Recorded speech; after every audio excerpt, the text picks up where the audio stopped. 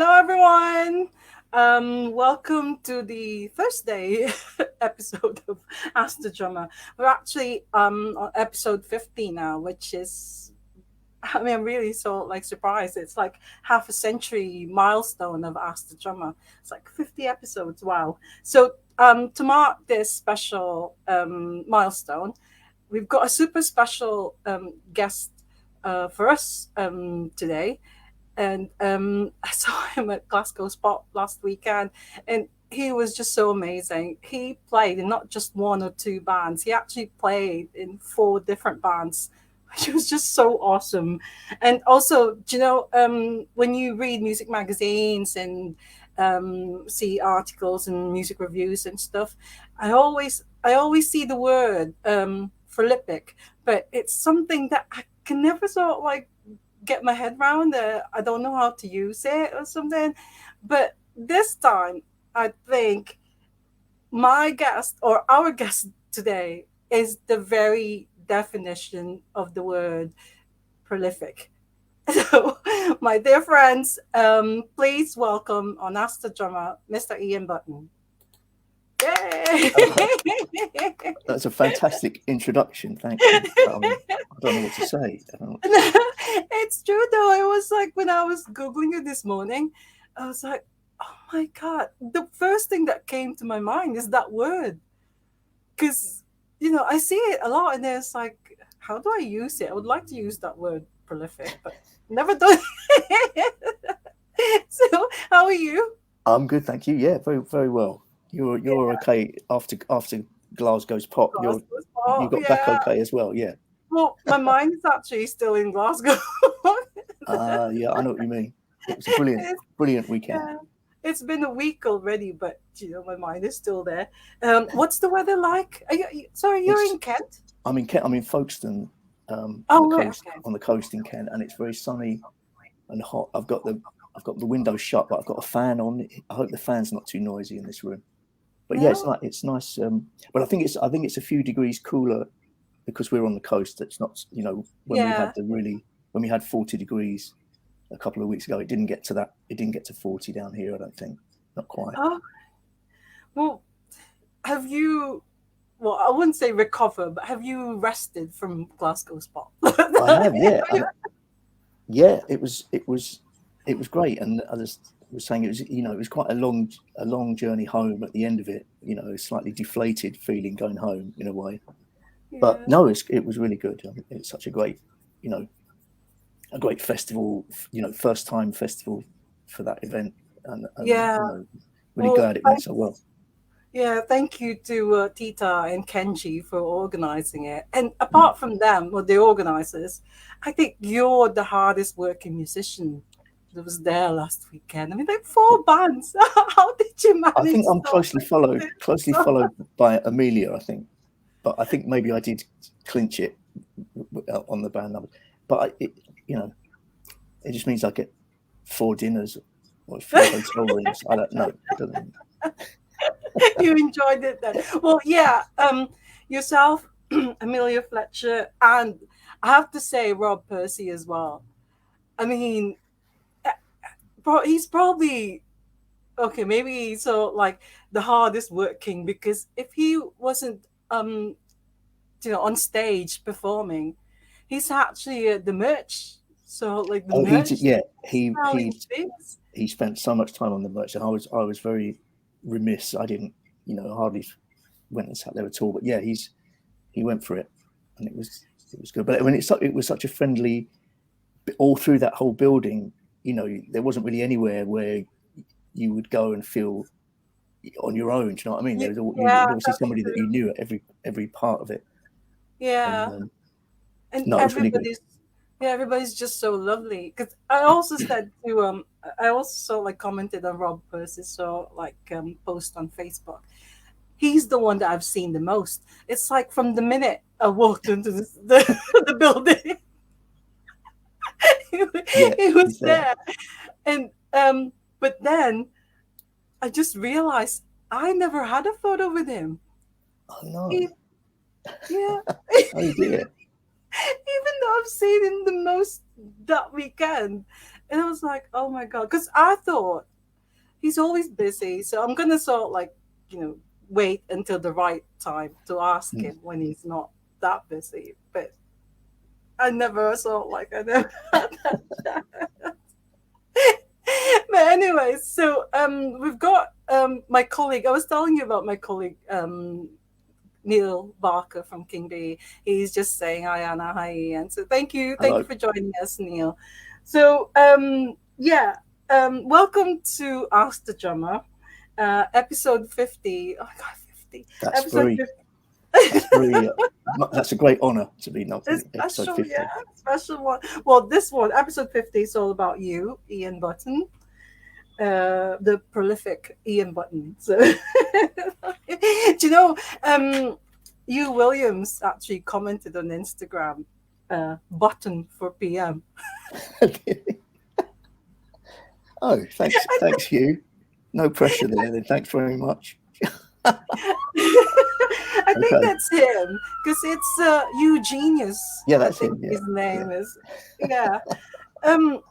Well, before so like ask you about your musical career, I'm gonna also like start from like the very beginning. Were you born in Kent or where were Yeah. you? I was born in Crayford in Kent, which is kind of Crazy. the suburbs of London, and that's where I grew up and spent most of my life really until last year. And Yeah. what was that like? What was Kent like? Or where you were from when you were growing up? Yeah. Especially so like, is there like a music scene or Um. something? Well, it's that sort of southeast corner of London suburbia. So I guess there's quite a lot of musical heritage there. I was in Sidcup, Bexley, but next door was Bromley, obviously. So when so you've got you've got David Bowie and Susie, and so there's that quite sort of fertile Yeah, part of yeah. southeast London. So when I was starting to get into music seriously in my you know very early teens and even before, I used to love David Bowie and stuff like that. But there was always a brilliant feeling that he actually lived quite close. Do you know what I mean? In those days, so Did there you was. ever get did you ever get to meet him?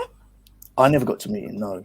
But my dad used to tell a story because my dad used to work for the post office in Bromley, and they used to have a postman.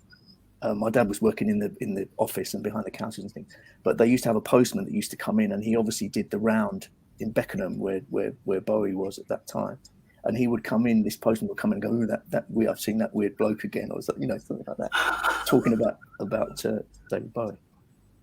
Oh my And God. so I really like that, the idea of having, even though you know how sort of otherworldly he was in his character, Yeah. but also he just lived in Beckenham then, and I quite like that. And the same with Susie, and just knowing about you And know Robert Smith? Because that's like is he the from there? that's He may well. the Bromley contingent, isn't it? That's Is what he they the were Bromley? called. I might be showing my lack of knowledge there about Robert Smith, but yeah, Kate Bush was local as well. Oh my A friend God. of mine had a chest of drawers that belonged to Kate Bush that his dad got from doing some work at her house or something. Yeah.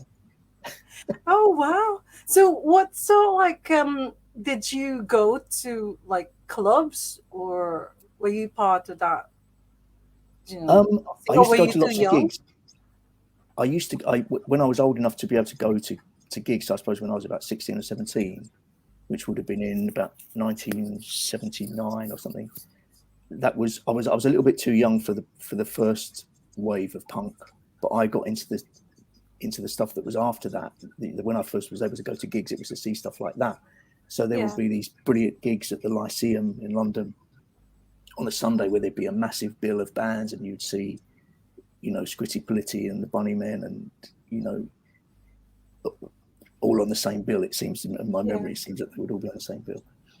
Um, and yeah, I used to go to that, and there was a local um, gig venue in Plumstead, which is where I was, and there was a really good little scene around that venue. Again, this is in about 1979, 80, and 81. Right. Yeah, yeah. And lots of localish bands would play there. That would be a regular visit, for me and Oh, my friends. yeah.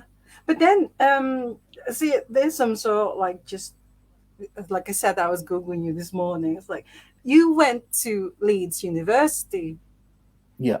so you, and then according to Wikipedia, you was actually about to be the drummer of the Sisters of Mercy. Is that Well, that's yeah, it's kind of. So I went to Leeds in 1980, and yeah, I only did a year. I failed some exams and I ended up not going back. But while I was there, I had a really great time, and I played in a couple of bands up there, and I was playing drums in a band. Excuse me. The band was called Errors Under Pressure, and I was drumming, and that was kind of like a Susie and the Banshees kind of post punk band, and I was doing trying to play drums like Kenny Morris and the Banshees. Um, and then I had to stand in with a rockabilly band once at a gig, like an emergency. I think it was, can you come and play some drums at this anything? Anyway, yeah, I got a phone call from, and I can't remember if it was from Andrew yeah.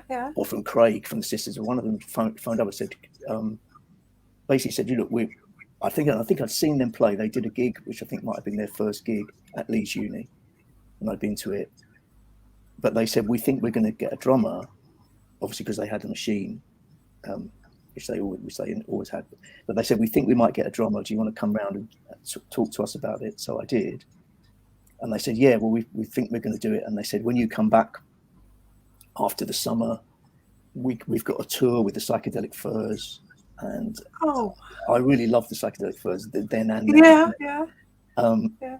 and they said, we think we want to talk to you some more about doing it. And so I said, well, fantastic. I said, well, I'm going, I went home for the summer, and in the end, I didn't hear from them, and I didn't go back, and it never happened. So, but Oh, shame. and But they yeah, did all right without me. so drumming has always been sort of like your first love. It wasn't playing the guitar. Well, it sort of switched, I suppose, Oh, because okay. I learned I learned to sort of basically play drums off my dad when I was very small, but I didn't really play drums properly in a band, I guess, until I went to uni, and I played it, I played in that band. But also at that time, I'd already kind of taken up guitar, and the band that I had at home, I was on guitar, and then basically from that very early 1981 time, I wasn't really doing drums anymore. Then after that, and I just switched and joined a band that was going to become Thrashing Doves. Yeah. So Uh, that's when you went back to Kent, and that's when you joined Thrashing Doves. yeah, so one of my mates from my school band that we had at school was the drummer, Yeah. Alan. He had joined this band called The Climb, who were from Orpington, which is the next door borough Yeah. to where we were. And then when I came back from uni, I got a job at Pinnacle Records, which was a distributor, which is a fantastic little job to have.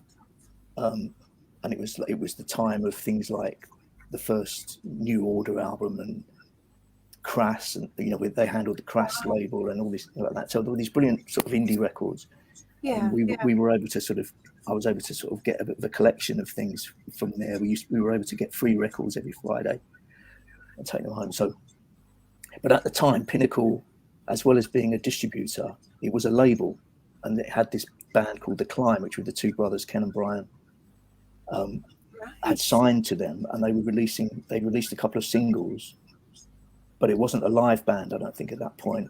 And so, but my friend Alan had got in them to be the drummer, and he said, "Oh, we think we're going to get a bass player. Can you play the bass?" And I said, "Well, I think I can, yeah." So I joined this band, The Climb, on bass initially, Yeah. Yeah. and then when it sort of became Thrashing Doves, Alan wasn't in it anymore, and I switched to guitar, and there was a bit of a switch around, and that's how that band started. Oh, wow. It's amazing. Well, I want to say hello to Jones, Tim, Mina. Ah, Hello, Ian. well, Mina will remember lots of the stuff I'm talking about, I'm sure, Oh, from gigs and things. well, Right, well, we're gonna be talking about trashing dogs. Well, can I ask you about the curse of the trashing Yes, hang on. I mentioned my colleague, my Kingby colleague Neil Barker. It was actually him who told me about this. So um, Well, it's well so on it's. Google. Oh, go on. You go. Pardon? You go. You go. Yeah, on Google it actually says because but before I ask you this, I don't know if you're aware, but in the Philippines, we've got this radio station called WXP 102. It's like the station that dares to be different. I mean, we don't so like it's not a proper radio station now, but it's all online. And I have to tell you that whenever I go to work and I put it on, because now it's like internet and stuff, they always play Beautiful Imbalance. Wow, It's always that's brilliant. so like That's that. brilliant. And we just love that song so much. But Well, that's brilliant. That's brilliant to hear. I mean, I like it. I think, but maybe what I'm about to say will explain why I don't listen to it very much. But no, I but did. Yeah, yeah, we just love that Beautiful Imbalance. But the one thing that we didn't know is that it's actually the curse of the trashing doves, this Beautiful Imbalance, because it says on Google that the trashing dove's career was, and this is like I'm quoting this one, irrevocably harmed when Prime Minister Margaret Thatcher expressed fondness for the video of that song when she saw it on Saturday Superstore. yeah. Can you Well, just tell us? that's Can a you good way tell to us more phrase it. I about think. it? I mean, I mean, I suppose maybe the first thing to say, it wasn't the end of the band. It didn't spell the end of the band. We carried on for quite some time after that. But yeah, I'll tell it as I can recall it, and I'm prepared to be corrected if anyone sees this later and wants to correct the timeline. But so Beautiful Advance was the third single off of the Thrashing Doves album, and obviously we were signed to A&M, and everything was kind of planned out to be like a typical major label campaign. So the first single comes out and it introduces you, and then the second one, it's a bit, you choose a bit more of a bit more of an impactful song for the second one, and then the third one is the one that's going to really, you know, be the one that people Big, would yeah, notice big, and break you through. yeah, And I think yeah. that's what the sort of trajectory was designed to be. Um, and there was that So Beautiful and Balanced was the single, and then there was various things happening around it. I guess we would have been gigging. I can't quite remember what gigs we'd been doing, but one of the things that we heard was, oh yes, it's going to be on the video vote on Saturday morning kids TV, and we would have known about that quite a long time ahead. They obviously would have booked it quite a long time ahead. So that's brilliant. We thought, well, that's going to be good. But then, of course, it wasn't until like 2 days before it that it was announced who the guest was going to be. And I guess for security reasons or whatever, they Yeah. said, okay, well, on Saturday there's going to be a special guest, and it's Margaret Thatcher. And so I guess that was the first kind of shock. And then it gradually got, oh, yes, and she's going to be on the panel of the video vote as well. And so she was. And so I suppose I'm not going to take credit for this description that I'm going to say. I think it came from Chris Briggs, who's our A&R man at the label. But you just got to picture everybody involved in this project on that Saturday morning, still in bed, watching it, and then as it kind of played out, gradually just pulling the bedclothes up over their head and going, and that's sort of what happened. So she the other videos, there was a Style Council video, which was good, and then there was a Pepsi and Shirley video. I can't remember what other ones were on, but that was ours was the one that she said she liked. And so and then there was a piece in the Guardian the next day. There was one sort of opportunity for a comment from the band, which was Ken, and the singer was sort of phoned up by the Guardian and was able to sort of just basically say, oh well, basically That's make it clear that that's we, yeah. we were quite uncomfortable. um, and but then that was it. And so in effect, yeah, although I think that then we probably sold some more records that week because of it. But the thing that happened was that I suppose we took a big hit to any kind of credibility that we might have had. Although I mean that to an extent that had already happened a little bit, because Yeah, we yeah, weren't because there'd been some, we hadn't had great press really anyway. yeah, yeah. And so so that happened, and I don't know, I can't remember how we moved on from it, but we did, and we made a second album, and then another album, and Yeah. lots of, Well, then you changed your name from Thrashing Doves to the Doves, but it's not because of that. it's not because of, no, I don't think it's It because of wasn't. that association. That was, yeah, because we changed, we A&M kept us for 2 albums and then dropped us Yeah. after the second one. And then we signed to Elektra for this third one, and it was just called the Doves. I can't remember why Why you we changed it? changed it. Yeah, well, the one that it reminded me of is like when Johnny Marr said that he didn't want David Cameron liking the Smiths. That's it. Well, that's exactly. And every time we're the kind of the touchstone. Our story is the touchstone of that whole scenario. Anytime a politician likes a band now, Yeah. it's, oh yeah, but the Thrashing Doves, yeah. And you think you've got it bad with Richie Sunak liking your track. Sorry, I think we can trump that. Well, I didn't mean to say Trump either there. Sorry. No. Neil Barker said that he bought Beautiful Imbalance and really hoped that it would be a top 40 hit, but sadly it wasn't. I think there's another article that I saw that it stalled at number 50 because of that. Well, maybe that is it then. Maybe it sold less records because of it. But I mean, it was the most successful record of the Thrashing Doves in terms of position. Yeah. So I don't know if that's because of it or in spite of it. But the most memorable one, I think, because people remember it for being. They do. Yeah. Well, Alan Braun Ramirez, he's in Manila, and he said that Tasha loves it, so she's a new wave. I don't know.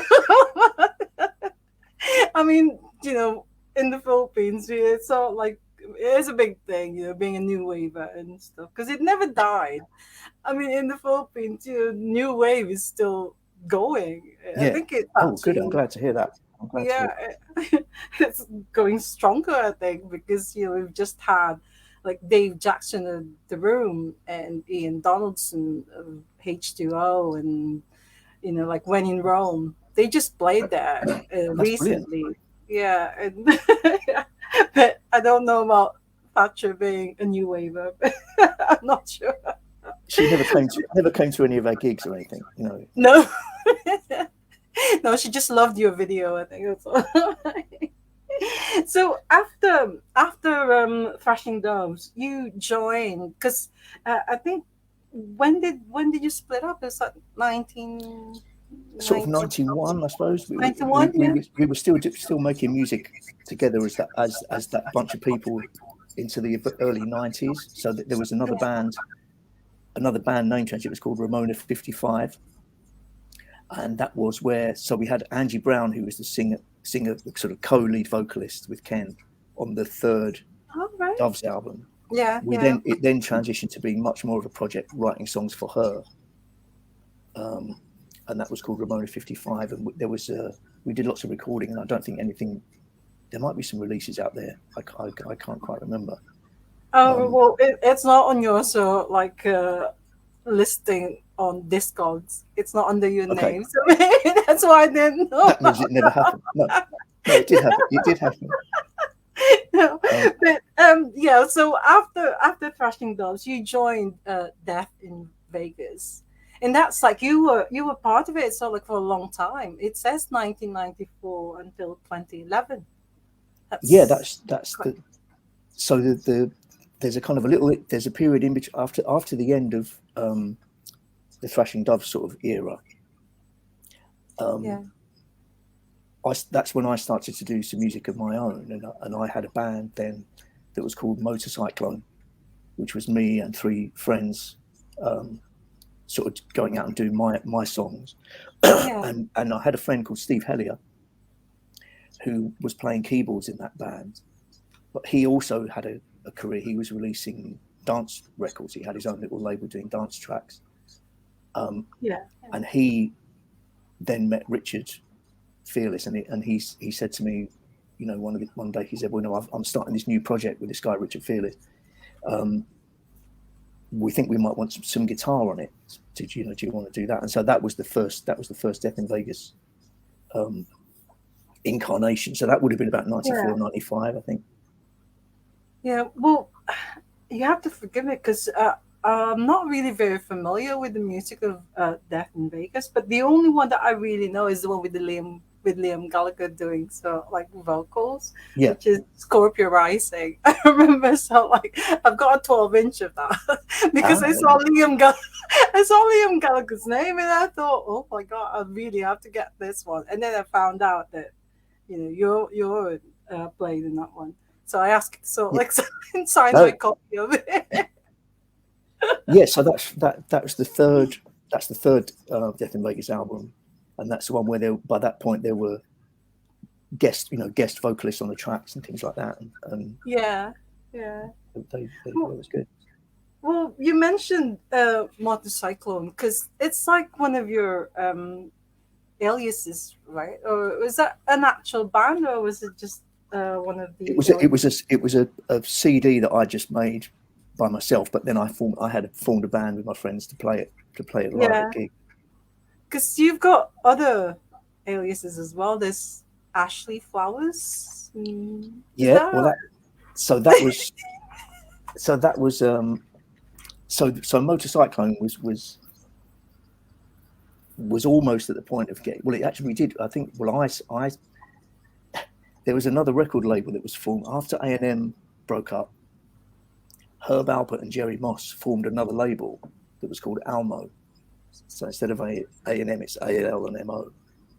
And this is in about 1994. And I had a sort of a manager looking after Motorcyclone, and he kind of got me signed to Almo, this fledgling new label. And the thing that was meant to happen was that the Motorcyclone album would get released properly, and there'd be a second album because I had all these other songs. But what happened was that the label, I guess it's a fairly common thing that perhaps wouldn't happen so much now, but they said, "Oh, you've got to change what this is. It can't just be you and your mates sitting." We used to sit down and when we played and things like that, and it was all quite low key and anti kind of showbiz. And so there was this pressure to change me to sort of become this slightly more sort of colourful character to be in order to be on this label. And so that's why I just changed the name, and so it's going to be me. It's going to be not the band. It's not going to be a band name. It's going to be me. And there used to be like a nursery, like a garden centre yeah, yeah. near where I lived. It was called Ashley Flowers, but I think Ashley was spelled differently. And I used to drive past it, and I thought, well, that sounds like the name of some kind of flamboyant uh, Britpop sort of character. So that's what I changed the name to that. And And then yeah, yeah, and then that was kind of at the same time as the Death in Vegas thing was starting, and in the end, did lots of recording with Ashley Flowers and didn't release anything apart from a single or two. Um, um, and then Death in Vegas kind of took over and you know, became quite a long chunk of my career. So your 10 years. career, yeah. Well, Neil Barker said that he liked the one you did with Iggy Pop. Oh yeah, So I yeah. assume that's Death in So Vegas. So, that's the second. That's called Aisha. That's on the second record. Yeah. So yeah. that was a I mean, I've met him, but I didn't meet Iggy Pop on the recording of that. So we'd made the backing track, the music, um, before he'd done the vocal, and so Richard and Tim went over to America to do the vocal with him. So I didn't meet him on that session, but we met him at gigs and things, and Oh, yeah, he's a yeah. great character. Well, during this time, you were also doing sort of like other things, like theme tunes.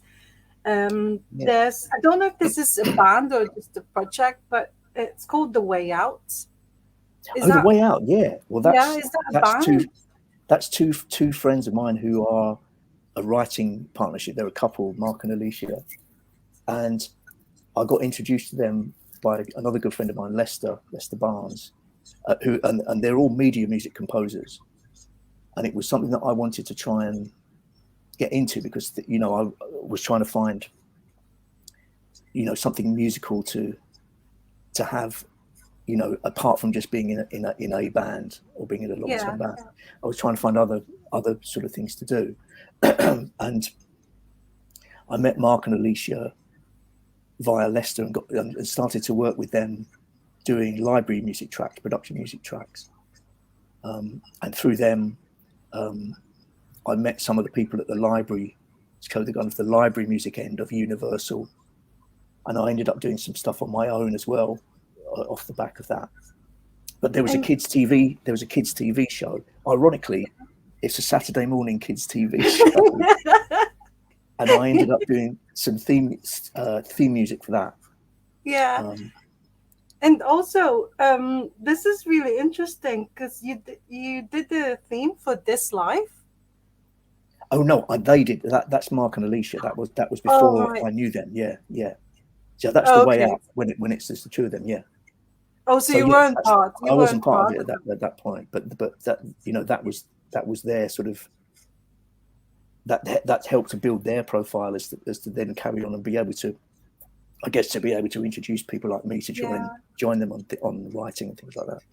Because I remember it, so like if you think of the 90s, you always sort of like think of This Life because it's always like but anyway, so you weren't part of it, so we're not going to talk about this one about that one. Okay. But throughout the 2000s, you have so like it was you're so busy. I'm so like looking at all these different bands that you were in, because but you did quite a lot. There's Deep Cut, Rotifer, Yep. Yep. Sergeant Buzz Fuzz. Oh yeah. And Yeah. yeah, so and So also shall there's pardon. I can well, you must stop me if I'm rambling too much, but I could, what do you want to know, how Yeah, that came about? please. Yeah, 'cause so like and how did you manage to sort of like be part of all these so like projects or bands? Um, I mean, lots of the some of the ones that you've probably got there. There was a kind of a scene that I got introduced to, which is the anti-folk scene in London, which was centered around gigs that would happen at the old 12 Bar Club in London, and there was a label that my friends run called Blang Records. And what I kind of started doing and wanted to do was to get into production with bands. So I used to have some mobile recording gear and stuff like that, and I would record these bands, and then quite often I'd end up playing on the tracks as well. So if they needed drums, I didn't have a drummer, I would play on them, or I played some bass and things like that. So there was Sergeant Buzzfuzz, there was Lucy's Diary, David Cronenberg's Wife, and they're all in this kind of circle of bands where everybody knew each other. Paul Hawkins, I think, might have been the first band in that period that I played drums for. That would be the first time I started playing drums again. Would have been with either with Deep Cut or with Paul Hawkins, and that came about when my dad was 80 in 2001. He said, "Do you know what?" He said, I'd quite like to have some drums again." Because he hadn't had drums for years. So me and my dad, between us, bought a little drum kit, and he did a little bit of playing at that Oh late wow. stage of his life. Yeah, yeah. But I also then got the bug again, and said, "Oh well, I quite fancy doing some drums in bands again." So I think it was a case with Deep Cut and maybe with Paul Hawkins as well, that I might have said, or they might say, "Oh, yeah, I've got this project and I want to do it, and I want to do some gigs or some recording." And I probably said, "Well, can I be the drummer?" And that's how those bands began. It's amazing. But then not only were you sort of like doing all these music and playing with all these different bands, but it also well apparently from 2004 you were also like a lecturer in music I, production. I mean, yeah, it's I like was. do you ever sleep? Like, I mean, this is Yeah, I like mean, um, yeah. Well, that came about through my another old friend of mine, Selena Harrington, who was, excuse me, she was an artist songwriter that I was doing some playing for and some production for, and it was when Death in Vegas had kind of stopped for me. I wasn't involved in it anymore in about 2004, in sense of playing live and stuff like that. So that was slowed right down, and so I was kind of looking for something else to try and do for some work, yeah, and yeah, I thought about teaching. And when I would mention that to friends, and they say, "Oh, what you mean you're going to teach guitar and or something like that?" And I would sort of then I'd go, "Oh, and actually, no, I don't think I could do that because I don't read music. I don't really know how I would have taught that to somebody. I couldn't have done that." But then my friend Selena said, "There's a place in London that teaches production. That's what you do know about." And it's a place called Point Blank in London, Point Blank Music School. And I just I contacted them and sent the CV, and ended up working for them for quite a few years up until about 2013, doing different things. And I'd never done any teaching before, but what was fantastic about Point Blank was that they were employing people who had been who were professionals, who had experience in various fields. So yeah, yeah, that was their USP, was that it was people that had done it, been there and done it. And so I was in a good position, in a position at that time, was I'd been in a band that people had heard about. yeah, Um, and then I knew a little bit about software. I knew how to use it, and I had to do a lot of catching up. I had to learn a lot in order to be able to teach it. That was really quite an inspiring time to think, you know, this is what's in the syllabus. Okay, well, I know how to do that. I don't know how to do that. Don't know how to do that. So I would have to learn. I kind of taught myself a lot more as well. And then yeah. so I worked for Point Blank, and then I also got some other lecturing jobs down in Kent, in Canterbury. And so for a while, I was almost doing that full time. I was doing 4 days a week of teaching. Oh, wow. And you were still doing music? I was still doing So you, quite a lot of music, yeah. And I used to be able to bring bands to the college studios and university studios. So that was a thing that I used to try and do yeah, in the yeah, classes, was to say, well, you're learning theoretically how to do this and this, and learning about the mics and the technology, but let's get a real band to come, and they might not be the slickest band that you've ever heard. So you're going to have to deal with that as much as anything. They're not going to be expert players, and so I yeah, would I'd get my friends' bands to come in and put them with the students, and they were brilliant days. They were great, really nice studios at the colleges and things. yeah. It's And just, oh shit! Sorry, go ahead. Yeah, yeah.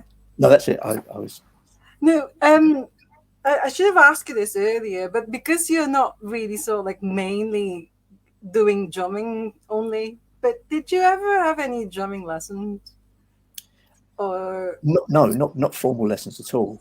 I mean, my dad would try and teach me Yeah, sort of yeah, rudiments and things like that, but he was jazz. He was a jazz player, so it's totally different. He held the sticks the other way and all this kind of thing. And I don't think that I studied what he did, I suppose, when we used to play the drums. But no, I never had drum lessons. I had drum guitar lessons. lessons at school. Right. Okay. But it's always so like good to know because Since I started doing this as the drummer, I realized now that jazz drummers are actually very different from rock drummers or pop drummers.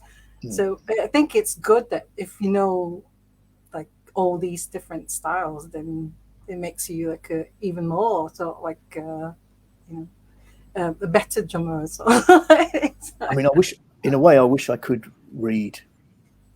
I think that might open up more, might have opened up more doors in different directions, maybe. But Yeah, you know,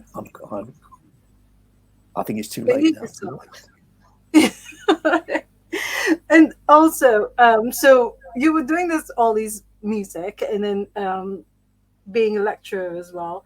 When did you find the time to sort of like co-found uh, Gardenord Oh, Records? do you know?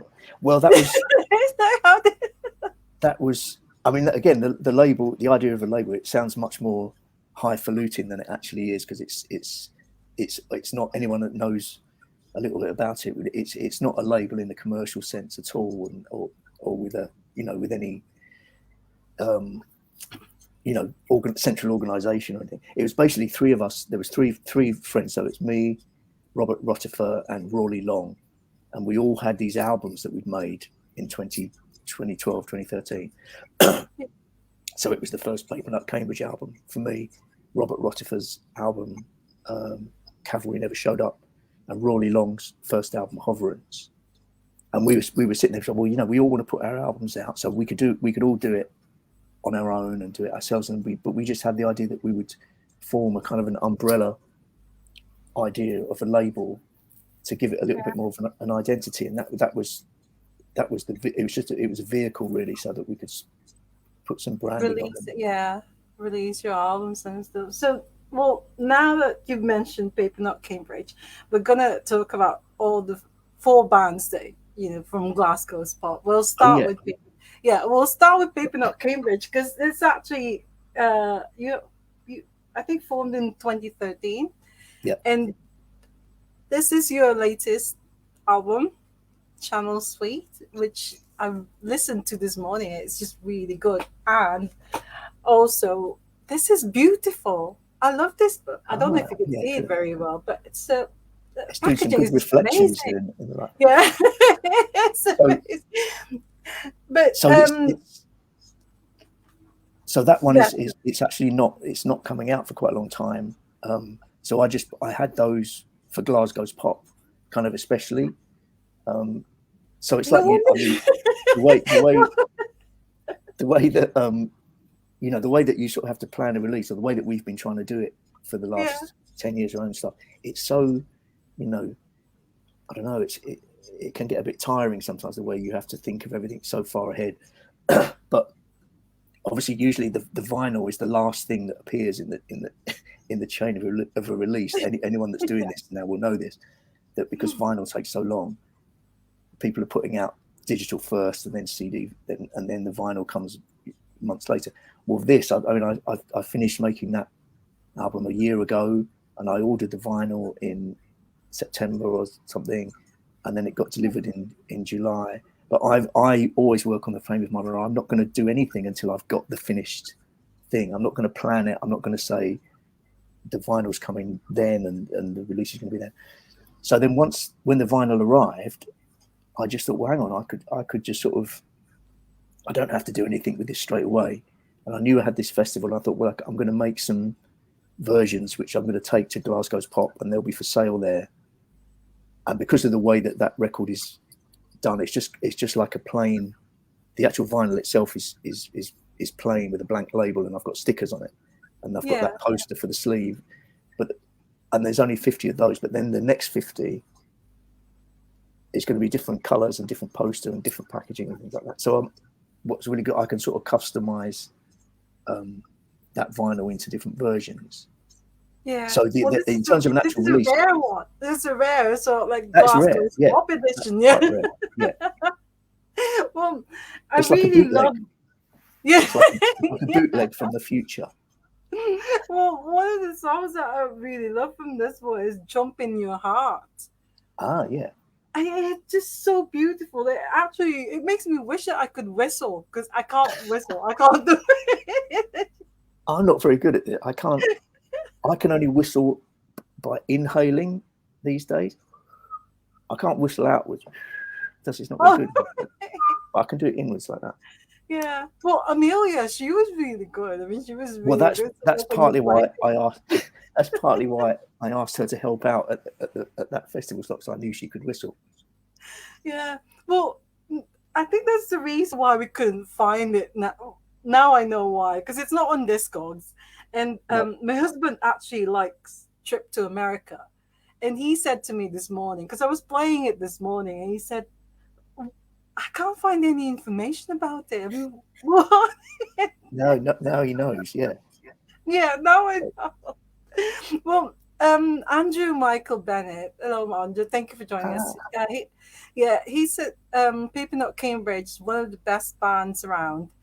Ian is a genius, and it's a pleasure to know him and work with him, with Paul Hawkins, extradition order, etc., etc.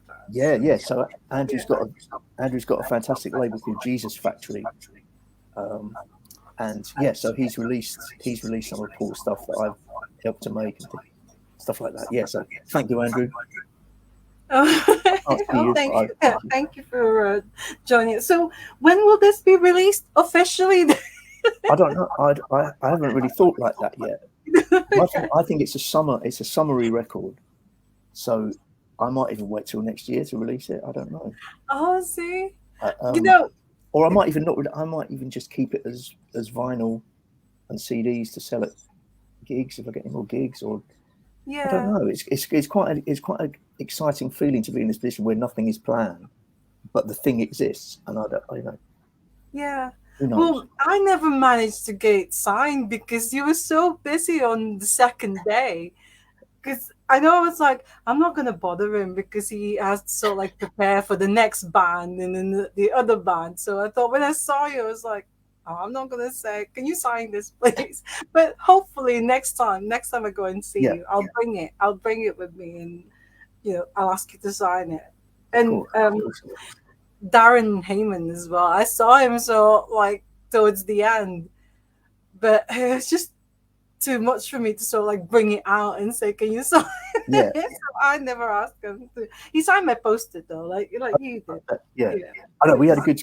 I travelled up with Darren and back to Scotland, and we had a good fun that weekend. And yeah, he's a regular Papernut contributor, so he's on. I think he's on all of the albums. yeah. So is it like what's the word? So it's not a band, but so like a collective. So you It's, have various members. yeah, so there's a kind of core of regulars who, as I say, Darren's one. Rob Halcrow uh, is another who sadly couldn't get to Glasgow at the weekend, but I suppose it's a little bit like going back to my like an earlier project, more like the motorcycling thing, where they're my songs basically, and I'll start to record them, and then I'll send files around to this group of friends and say, do you want to play something on this? Do you want to play, and maybe sometimes we would go to a studio to overdub some real drums or something like that. But for this latest one, we haven't done that. But I've sent files around, and I get files back. I get some Yeah, great lead guitar from Robert Rothfer, get some synthesizers from Darren, and I just put it all together. And well, Papernut Cambridge. That's actually you're the lead singer. mm, You're not guitarist or drummer. You're the lead singer. So this is actually your like main main band. Would you say I, that I, or don't, I don't know. It's not. It doesn't do very much. I mean, it doesn't. We don't gig very much, and it's not very. Doesn't keep me very busy. But yeah, in terms of, I suppose, it's the band where I write the music for it, yeah, yeah. and do it. And so that's my sort of creative fulfillment, I suppose. Because I think Well, that's a huge thing for everybody. I think who's in the band is to. I think mostly we do this stuff for ourselves. That yeah, sounds like a horrible thing to say. I don't mean it in that horrible way, but it's about self fulfillment in a way. And I get that from drumming, and I get that from playing in other people's music, which is fantastic to do. and then I also get it from just sitting at home on my own and doing something And like you my write like your own and then sing it as well. So yeah. so right. So the next band I'm gonna ask you about is I hope I hope I pronounce this right. Is it Catenary? The Catenary Wires? Yeah, I don't know if that's the right way to say it. It's a, I've heard it said many different ways, but I'll accept catenary. Amelia might correct you, but I've heard catenary, Catenary. Okay. but catenary. But I was saying this the other day in Glasgow. It's like, if you've got a sick animal, do you take it to the veterinary surgeon? No, you don't. You take it to the veterinary surgeon. So I don't know what's the correct way to say it. No, so that one is actually well, Papernut Cambridge started in 2013, but this one actually started in 2015. Yeah, so I So didn't it's I didn't know been them then. I reckon I got to know Amelia and Rob maybe 3 years ago, maybe a little bit more than that. The whole sort of pandemic 2 years kind of puts all your time scale out a little bit, doesn't it? I think it's 3 years ago. so you Um, weren't sort of like a part of the band, no, sort of like no, the early days of the band. not in the early days. It was basically just the two of them. But then I got to meet them via Andy Lewis, Yeah, yeah. another old friend of mine I've known for a long time. We've played together in projects, and Andy was producing then. And then again, it was a case of they were looking for some extra members for live, and also eventually to be on the record. And that's how I got to know them and started to do some drums for them. But you played in the album Berling. Played on Berlin Gap, the most recent Berling, one. yeah. Yeah, Because yeah. I've actually seen that on Facebook before. I mean, I've heard of the band's name and I've seen the record being posted also, like Filipino Record Collectors Group. Because I don't know if Miss Amelia is actually aware that the Filipinos we love sort of like Amelia Fletcher. She's just incredible. I mean, also Beth Ozzy as well. The Filipinos love Beth Yeah. Ozzy. It was like they definitely like this following in the Philippines because I'd say these are the indie kids, the Filipino indie kids, and I Yeah. always sort of like say because I'm not really, to be honest. I mean, I'm more sort of like a new waver, and I always sort of like say that the indie kids are more cool. They're cooler than those new wavers. but, but yeah, we just love Amelia Fletcher in the Philippines. So I've seen it, but now I've actually owned a copy of it. Oh, did Again, you got one at the I weekend? got one, yeah, Yeah. I got one last weekend, and I was able to get Rob Percy's signature, but he's the only one that I was able to. so even though I didn't have a photograph with Rob, I actually got Got him his to sign signature. That's my good. record. My friend, my BFF Gilbert Chan in Manila, he's just joined us as well. So he's saying hello, Ian. Hey, hello. He's one of the, when I was telling you about the cool indie kids, he's one of those He's because one of them. they're really into sort of like Sarah records and like indie music. So Yeah. so after that one we've got Swansea Sound, because Swansea Sound also played at Glasgow Spot last Yes. weekend. Now this is like the latest because I think you formed in 2020, and this Yeah. has always been the four of you with you, Williams, Yeah. and Amelia and Rob. That's right. So how I did mean, that come about? well, that was basically. I mean, Hugh says it on stage a lot when we play. That it's basically it's a lockdown sort of idea, I suppose, that started when nobody could really go anywhere or do anything, and it was Rob starting to write some songs, kind of dedicated to the Pooh Sticks. I mean, and obviously they were friends with Hugh. They knew Hugh from way Yeah. back when. I didn't know him, And yeah, they just said, well, we're going to do this new project. It's going to be songs with Hugh. And originally it was going to be called A Tribute to the Pooh Sticks. I think that might have even been an idea for the name of the band. So it would really reference Hugh's past directly. But then they had this great idea to call it Swansea Sound after a radio station that's now defunct, or they've got taken over in Wales. So it's like the day that that name of the radio station was kind of shut down, we adopted it as a band name. And it's a really fun project. I think the songs are great and funny and sort of sharp. But of course, drumming on that, it was a recording project a long time before we played it live. And so I was just doing the drums here on like on the tabletop and on hitting, programming them, and so there weren't any real drums on that first Swansea Sound album at all. And we're kind of thinking we don't know about the second one yet, whether it's going to be real or programmed. We've kind of got both choices at the moment.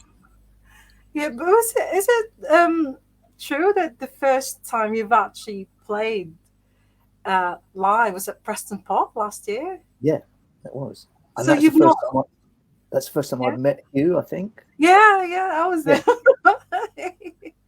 Yeah. And so that was so that was quite exciting feeling to do. We rehearsed, but I don't think we'd all rehearsed together. Obviously, because Hugh's in. I live quite near to where Rob and Amelia live, not too far away in Kent, so I could go around there. So I think we probably did some early rehearsing around there.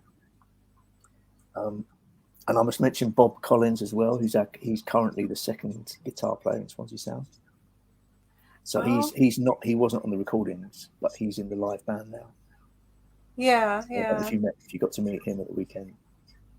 Well, last weekend, that's actually the third time, because you went to the Talleyrand as well in Manchester. 11 soon. Yeah. So yes. It's the second time that I saw Swansea Sound. What is there? When's the next one? Are you? I should know. I think the next Swansea Sound gig is in Swansea. Oh, in Swansea. And it's in September, but I can't remember the date. I don't want to look bad and look at my phone. That's fine. But that's the next Swansea Sound one. Well, the other, I don't know if I should say band, because it's more so like just the three of you. So it's Peter Astor, Andy Lewis, and yourself. And now I'm so like, I realized that you played with Peter Astor when he supported the Nightingales. Was it February of this year? Is it early this year? It could be. In Manchester, at Gulliver's in Manchester. Yes, I remember the Gulliver's show. Yeah, it was you. That was me. I should have known. The thing was, when he played, I never saw the rest of the band after. It's so like. I'm trying to remember what happens at Gulliver's. I think where do you go when you finish playing? I can't. Perhaps we went to a little room somewhere. I can't remember. Because I didn't see the band before. Because I actually managed to speak to Peter Astor before the set, and asked him for a photograph and asked him to sign all the Lofts and the Weather Prophets records. But I never saw. I thought it was just going to be him playing. Because I didn't know that he's actually with the band. And then the band came along, and then went on the stage. And I was all thinking, I'm sure I recognized it. I recognized it. I couldn't figure it out. So where I saw you, I should have known that it was from Preston Pop. The year. Yeah. Did Pete play it? No, Pete didn't play at Preston Pop. No, he didn't. No, it was just so So, so do you always play with Peter Astor, or was it just? Again, that's something in the last 4 or 5 years, I suppose I've played. Not every. He's had other lineups, I think, with different bands. But Yeah. I've done it quite a lot in the last few years, and I've um, played on his album that's just about to come out. Me and Andy are both on that, and also Yeah. Sean Reed is on that. Sean couldn't do that gig at the weekend, but Sean's going to do some of the live shows with us on the keyboards. Oh, um, but Pete because also was my boss at one of my teaching jobs as well, because Pete is also a lecturer, and so when I was working at Westminster Uni, sort of under him in the music department for a few years. oh my god. So that might Oh, have I been, didn't know. Oh, yeah, I didn't know that. that might have been where when I started to do the drums for him as well Yeah. with him at that time. Oh wow. No, no, I didn't know that. Oh my god. I think it's because of him being in the Weather Prophets in the Loft.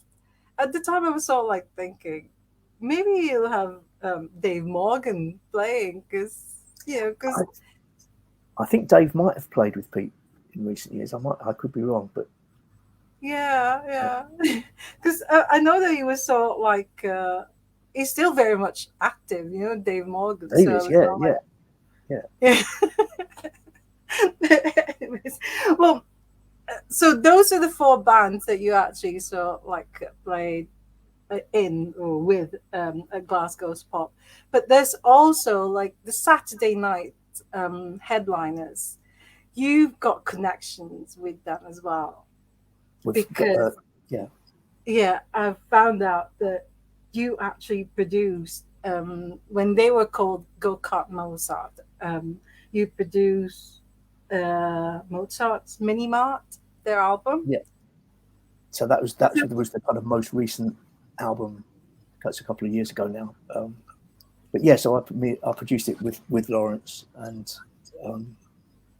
yeah, so that was brilliant. I love that record and working with him. Got to know him pretty well. Um, Yeah, and the connection again with that is Terry Miles, who was the keyboard player uh, right from Denim times, right yeah, through Go yeah, Kart Mozart. But Terry was also in Death in Vegas, so that's how I knew Terry. And so again, it was just one of those friend things. Oh yeah, we've got these Lawrence tracks that we want a bit of help with. Terry was kind of programming and producing quite a lot of the tracks, and then I kind of came in and helped to do that. That's how that started, and then we made that Minimart album in lots of different places. Some of it at home, some of it at college studios and things like that. yeah. I remember so like at the time I think it was 2019 or 2018 or something when it was released.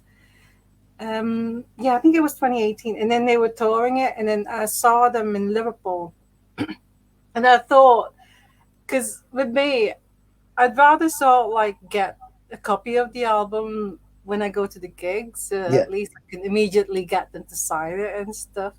But then I realized Lawrence or Mr. Lawrence doesn't actually like things like that because he said that if you go to their gigs, you should already have bought a copy of the album Oh, before. that's good. Yeah, he's right. He's right. Yeah. Because I was all like thinking, how come there's no merch? There's no merch table at the gig, and that's what he said. Because I thought, well, I was thinking of getting it for me. Yeah. I mean, he's lovely, but he just doesn't like photos. He doesn't like having his photograph uh, taken. That's why I Right. didn't ask him. I didn't ask him last Saturday because when I asked that time in Liverpool, he just signed my set list, but Yeah. he's Oh, not. that's good. That's fine. Yeah, he's not into photographs. But did you actually stay for their set? I did. Yeah. I sat in the balcony upstairs and watched it, and I thought it was really good. And I think the new That, band, the new guys he's got in the band with him were really good. And yeah, I chatted to them afterwards, and yeah, it worked really well. And obviously some old songs in there that I knew, but then lots of the new ones that are about to be released on his next thing, which sounded great. yeah. Barcode. There was a song called Barcode. which I hadn't heard, which is brilliant. That's one that stuck in my mind. I'm never going to go Oh, shopping again. Barcode, fantastic. That's yeah. Well, I'm actually like managed to do a couple of videos and uploaded it like yesterday, but then I've just seen a post on Facebook from their official page saying to not share it on social media, so I've deleted yeah. it. Okay, well, no, that's fair enough. I think if that, Yeah, if that's what they're asking for, that's fine. yeah. So I've deleted it because I don't want this like he's amazing, Mr. Lawrence. But I Mm. don't want him to get angry with me and say posting all these videos and stuff. So what time? Because you didn't stay for the pub quiz the following day. So No, no, when did you leave? When did you I leave left. Glasgow?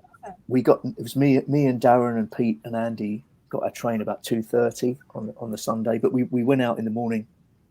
We went to the Botanic Gardens, uh, just down the road from where we were staying, and had a nice little lunch and quite a leisurely trip back on the train. But I did look at that pub quiz, looked brilliant, but I just couldn't stretch to staying another night and changing the train and paying paying a Yeah, little bit more for the train.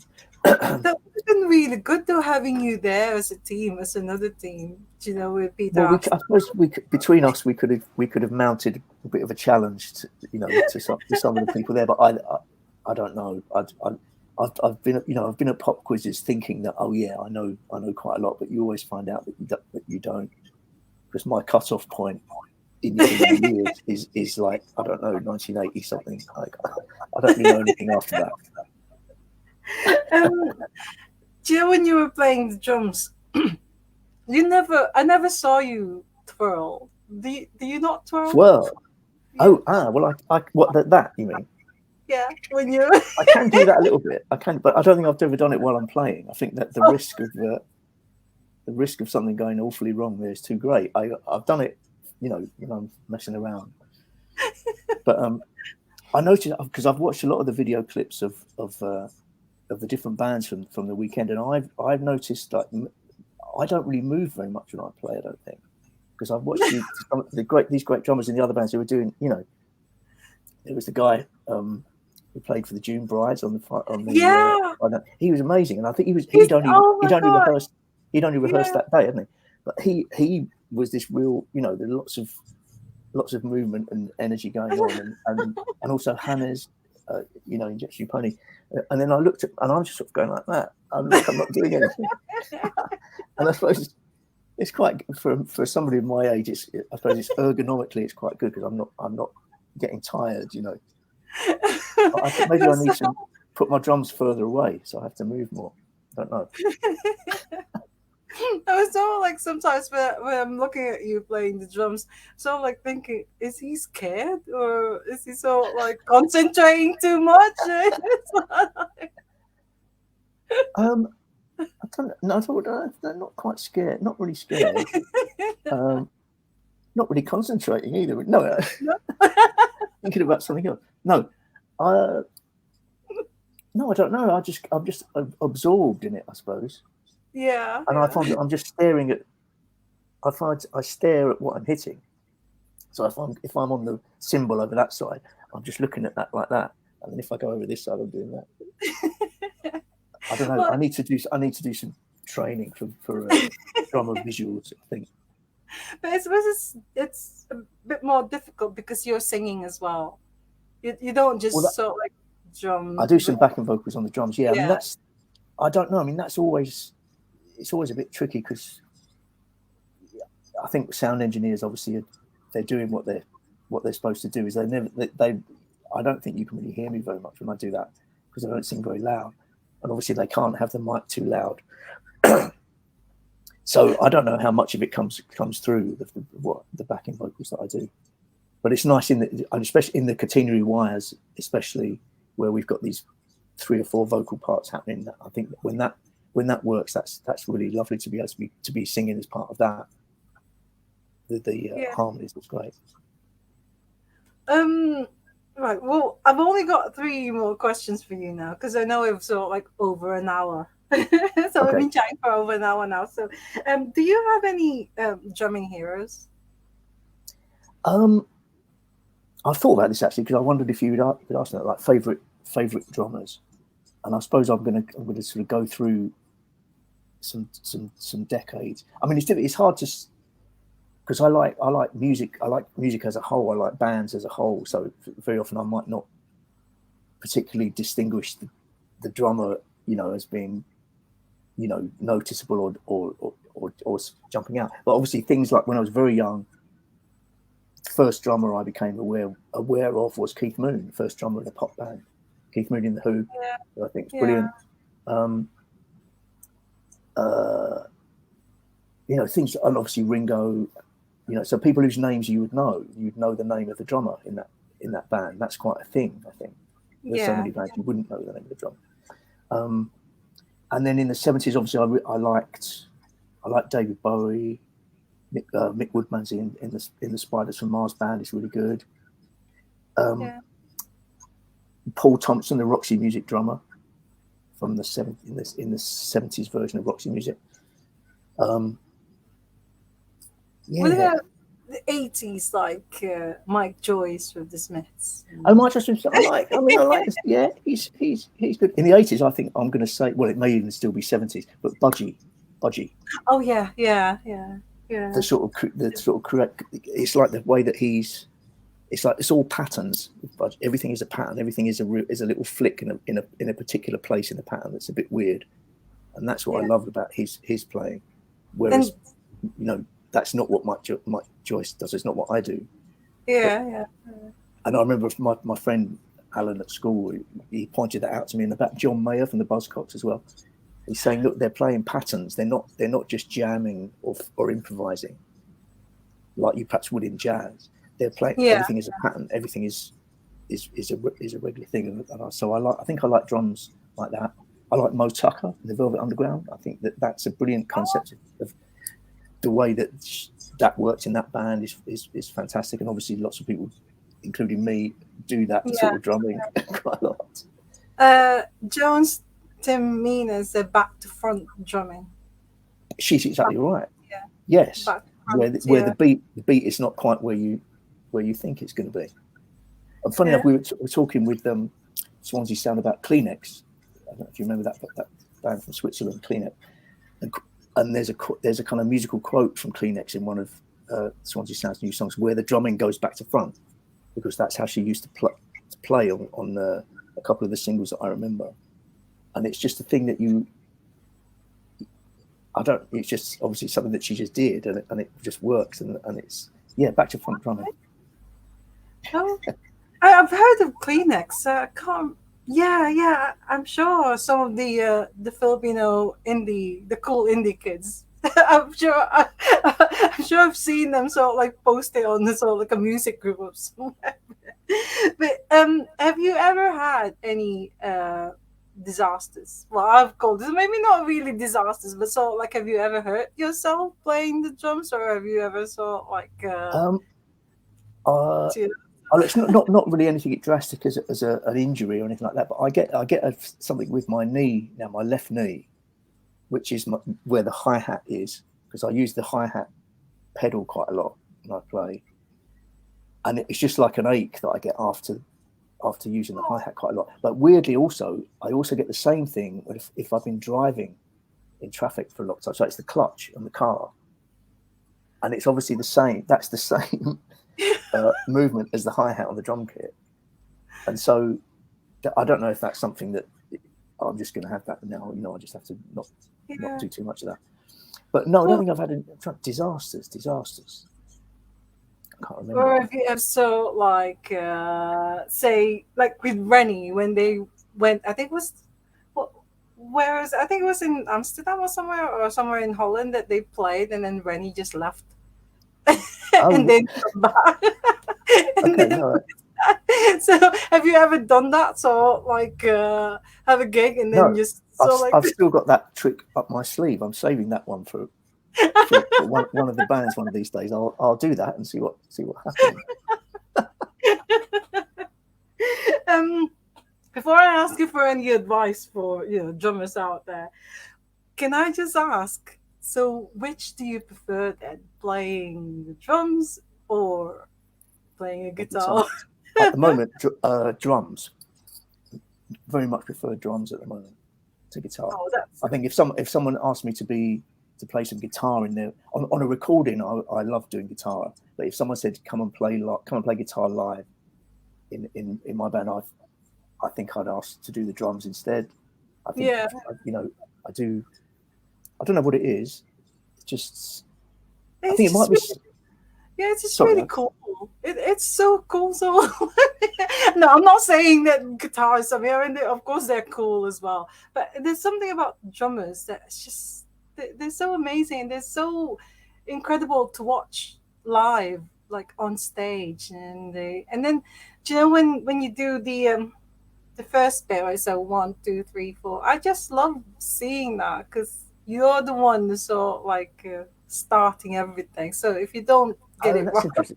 See, quite often I kind of often don't like to be the person that does that in bands. So that I'm trying to think about the bands at the weekend. But Pete's band, he does all the counts with his foot. I don't know if you noticed that. So he taps it. He goes on the stage with his foot, and I think that's really good. I like it that it's him. instead of The you, band leader that is setting the speed, and I think that works really yeah, well for Pete's stuff. Because you're kind of following the thing that it's the singer. It's got to be the right speed for the vocals, and there's always yeah. the danger that I might start it too fast or too slow and things like that. So I'm happy with doing both, but I wouldn't always want to be the person clicking the sticks together to start. Oh, that's one thing I love about Hannes because Hannes from Jet Symphony. He's always sort of like there that 1, 2, 3, 4, and then he starts every Yeah, song, which is really nice. So I chatted to him a lot at this festival. Actually, yeah, I got to know him quite well. He's nice. yeah, yeah. So any advice to Advice for people? drummers. Yeah, well, not just drummers, because, like I said, you've done everything. So, advice for anyone who wanted to go to a music, to have a music career or be part of Ooh. the music industry. So, Um, Kind of try to do what you want, I suppose. In as much as some of it is that you're trying to do something to please everybody, or you're trying to do something that's like something else because that was successful, that kind of thing. So there's an element of that, but be you, that because that's I think that's quite an important thing. If you're writing something, yeah. don't always try to be universal and appeal to everybody and have a song that says "raise me up." You know, that's brilliant if you do that. But what's also good is to be really, really personal and detailed when you write about something. So write about what's on your shelf, as well as what's in the world out there. Um, and if you're in a band, listen to everybody else in the band more Yeah. than what you're doing. I think that's quite important. So don't just play Oh, that's for fine. yourself. Play for everybody else, especially the singer. Yeah. Well, That's my advice. how do you stay so humble and down to earth after all these so like amazing things you? I don't know if I'm that. I'm quite inside. I'm quietly proud of everything I've done. I mean, I don't want to. I am. I am. I've been really, lucky to be able to do it and still be around to do it. Yeah. So, Well, but what's yeah. next? What's next with you? Because I'm sort of like gonna say what's next with Swansea Sound or Papernut Cambridge, but it's like there's so many bands that you're a part of. So I'm just gonna ask what's next with you. So, what's coming up then? So I'm just finishing doing some mixing for a band called Extradition Order, which you mentioned that a little while ago. So Andrew mentioned them. So they've got a new album which I've I'm sort of doing the mixes for it, producing it, I guess. And they're a really brilliant band. So they're doing an album about MFK Fisher, the food writer. So they've done 3 albums about his American sort of legends, and this is the 3rd one. So that's about to be finished. So that's on the kind of production side. Yeah. And then we've And got gigs. gig wise, yeah. Sorry, Gig wise. gig wise. So yeah. there's the Swansea Sound gig. We with Pete Astor, we're going on tour. We're doing some dates supporting the House of Love in September. Yes, that's Which right. I would Because like to enjoy. yeah, that's in September. I've actually got a ticket for that one, so I'm Oh, gonna well done. Good. I'm gonna be seeing you again. Fingers crossed, of course. So Yeah. so yeah, there's a few gigs with Pete. So there's that tour, and then there's an album launch because his album is about to be released in September. I can't think of what else there might be. There's nothing, no new projects, nothing new. I think I've got, I'm going to keep Well, things that's as they are at the moment. yeah. I'm glad that you reminded me of it because I thought it was only just going to be Peter Astor. So you're going to be with them. I think And maybe one gig. I think there might be 1 or 2 gigs that he's doing on his own. I hope not the Manchester one because I'm going to be so like at the. I think it might be the Liverpool one. Oh, I don't know. all right. Well, hopefully I'll see you. I'll see you Yes. again in Manchester, and I will bring the sort of like records that I was meaning to sort of like get you signed, but never Okay. got to. So, yeah. Well, thank you so much, Ian. Oh, That thank was you. I've really enjoyed it, and thanks to the oh, people that have commented as well. I've got a couple of old friends there. yeah. Well, I'm really glad that you said yes because I know we're supposed to be sort of like doing it this Sunday, but we can't do it. But I'm glad that you said you're okay for today. So Yeah, sure. yeah, as Jones Tim Mina just added, great to see you, Ian, and to hear Button history, the bits I know and the bits I missed. So Ah, nice. Thank you, Nina. Thank you. and thanks for joining us as well. So I'll see you again in September. Yes, we'll do. And all the best, And Anna. Yeah. yeah, thank you. And once again, thank you so much. Bye. Bye for Bye. now. Bye. Bye. And bye. See ya. Oh, thank you very much for joining us live. That's so amazing. Um, he's really unbelievable. He's such a good musician. I was like awesome musician. But anyway, so there won't be Ask the Drummer this Sunday because I'm gonna be sort of like away. I'm not sure if I'm gonna be doing it next Sunday. Hopefully, I will do. But if you just saw like keep an eye out for any guest announcement post, if I able to do it, it will be on the Facebook page. But I just want to say thank you so much once again, and enjoy the rest of the week.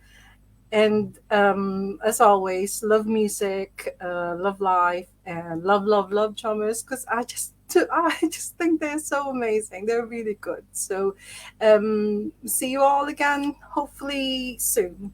Thank you so much. Bye.